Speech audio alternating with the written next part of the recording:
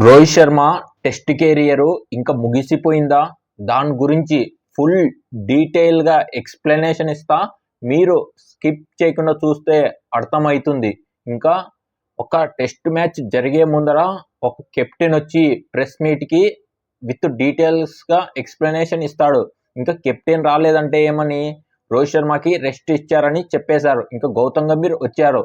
Press మీట్లో first question ఏమడిగారంటే Rohit Sharma playing 11లో ఉంటాడంటే దానికి గౌతమ్ గంభీర్ రిప్లై ఇచ్చాడు. ఏమని అంటే పిచ్ బట్టి ప్లేయింగ్ 11 డిసైడ్ చేస్తామని.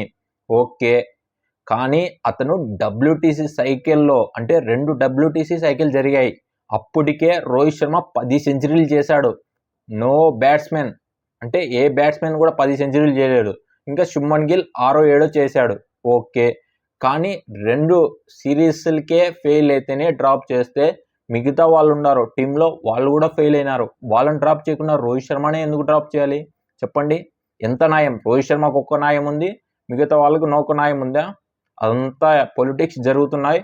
మరి ముఖ్యంగా అతను టీమిండియాకి చాలా చేశాడు. మరి ముఖ్యంగా ఆఫ్టర్ 13 years తర్వాత మనకి T20 వరల్డ్ కప్ గెలిపించి పెట్టాడు. అలాంటి కెప్టెన్ మీరు ట్రస్ట్ చేయకపోతే ఎవరు ట్రస్ట్ చేస్తారు చెప్పండి? ఇంకా టెట్రోల్ అయితే మామూలుగా వేసుకోవట్లేదు. కోహ్లీని, గౌతమ్ గంభీర్ని, అవన్నీ ఎందుకో నాకు తెలియట్లేదు. ఇంకా ఎందుకంటే అలాంటి ప్లేయరు మీరు బెస్ట్ ఇవ్వాలని చెప్పాలి, ట్రస్ట్ చేయాలి, ఇంకా మంచి రిజల్ట్స్ వస్తాయి. మీరే ట్రస్ట్ చేయకపోతే రిజల్ట్స్ ఎలా వస్తాయి చెప్పండి?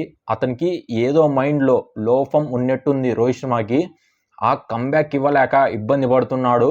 కానీ బయట చూస్తుంటే చాలా నాయిస్ వింటున్నట్టున్నాడు రోహిత్ శర్మ. ఎందుకంటే లాస్ట్ న్యూజిలాండ్ టూర్లో అంత మంచి పర్ఫార్మెన్స్ రాలేదు.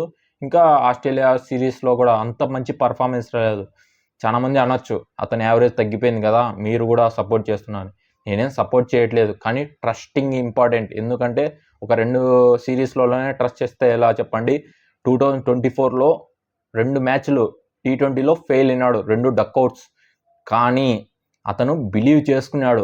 నేనైతే రిటైర్డ్ ఇవ్వను, ఫైట్ బ్యాక్ ఇచ్చే నేను కష్టపడతాను, కంబ్యాక్ ఇస్తానని ప్రూవ్ చేసి 3rd మ్యాచ్లో సెంచరీ చేశాడు.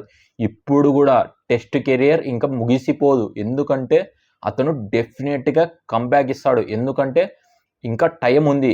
ఈ మ్యాచ్ ఆడకపోతే మనకు ఇంగ్లాండ్ టూర్ ఉంది కదా. ఇప్పుడు WTC పోకపోవడం ఆ సెకండరీ.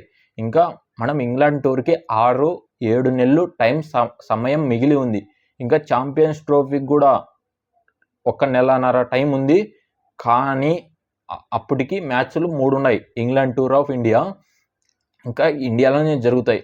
అతనికి చాలా ఇంకా ఫామ్లోకి వచ్చే ఛాన్సెస్ ఉంది.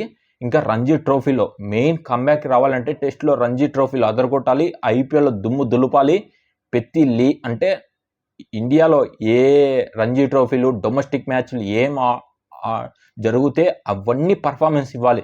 అతను డెఫినెట్గా కంబ్యాక్ ఇచ్చే ఛాన్సెస్ ఎక్కువగా ఉంటాయి. ఇంకా రోహిత్ శర్మ ఫ్యాన్స్ ఉంటారు కదా, మీరు గుండె మీద చేయి వేసుకొని చెప్పండి ఎంతమంది బాధపడుతున్నారో. నేను కూడా బాధపడుతున్నాను మార్నింగ్ నుంచి. ఎందుకు రోహిత్ శర్మనే డ్రాప్ చేయాలా?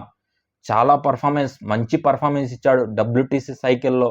కానీ అతని మీద వెయిట్ పడడం కొద్దిగా బాధగానే ఉంది. కానీ కంబ్యాక్ ఇస్తాడు భయ్య.